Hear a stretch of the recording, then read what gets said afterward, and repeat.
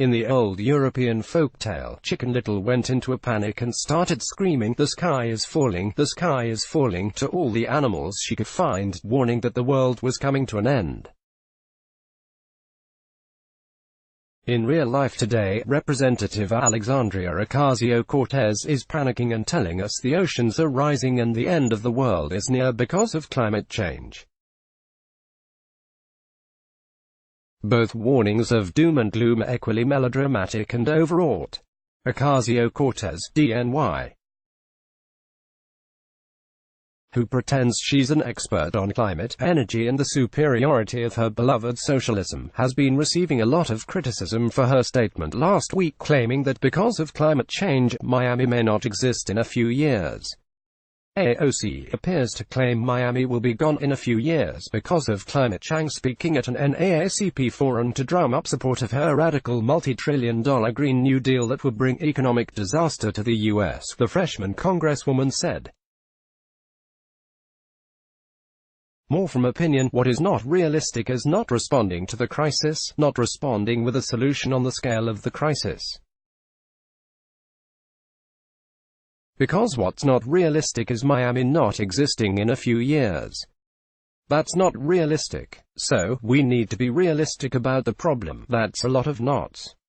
Or not. To lose Miami or not to lose Miami, that is the question. Well, my advice to the good people of Miami and the friends and relatives in other parts of the country is to take what Ocasio-Cortez says with a grain, make that a ton of salt. She has absolutely no idea what she is talking about.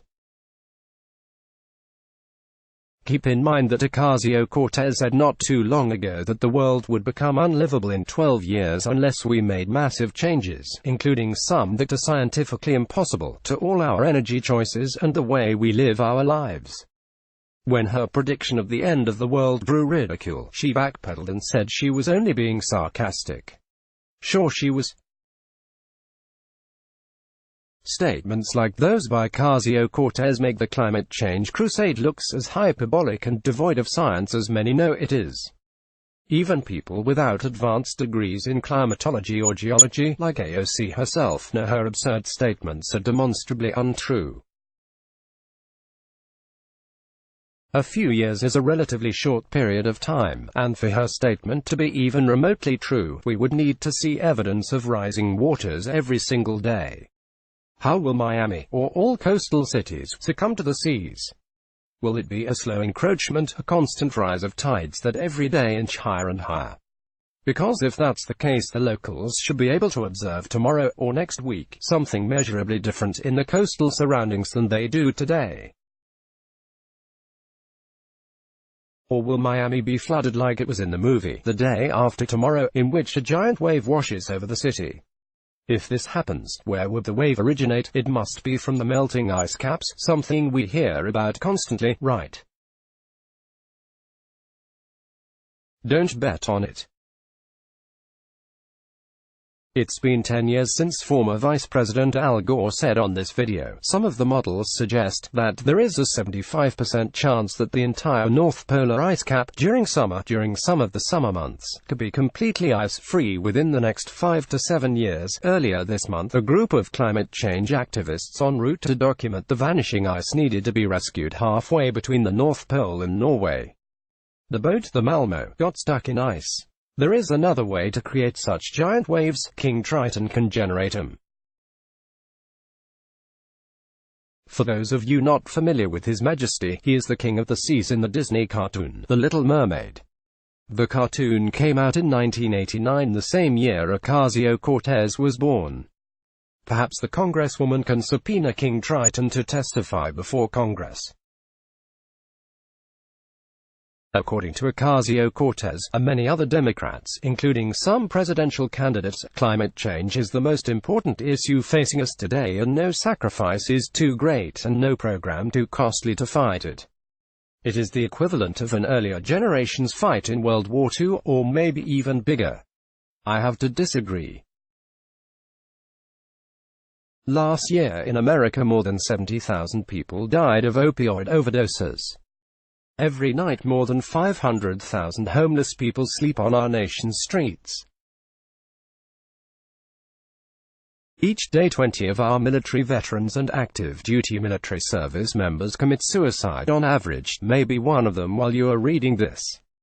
None of these issues is granted the same soaring rhetoric of moral consequence as climate change, let alone hours of televised presidential town halls like the recent 7-hour marathon on CNN. And while there are real human, material and moral needs in America, there is also much to celebrate, especially in an industry that is repeatedly and willfully maligned by the left-wing climate warriors, the fossil fuel industry. Click here to sign up for our opinion newsletter. Last year, New Mexico had a budget surplus of $1.2 billion, thanks to oil and gas revenue. When leftists clamor for funding programs to benefit children, the poor, migrants and other groups, this is where the money comes from. Employment in this field continues to grow at 1.7%, and most of these jobs do not require expensive 4-year college degrees.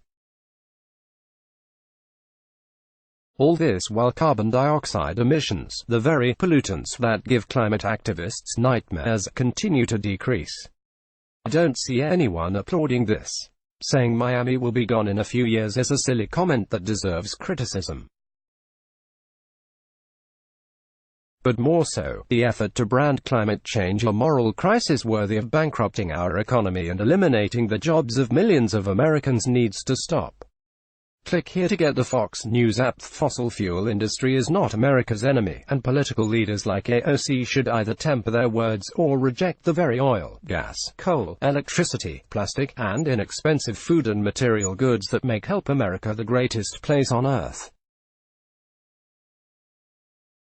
And as for Miami, I have confidence the city will be around for a very long time to come, even long after Ocasio-Cortez has retired from public life. Click here to read more by Daniel Turner. Let's block ads. Why?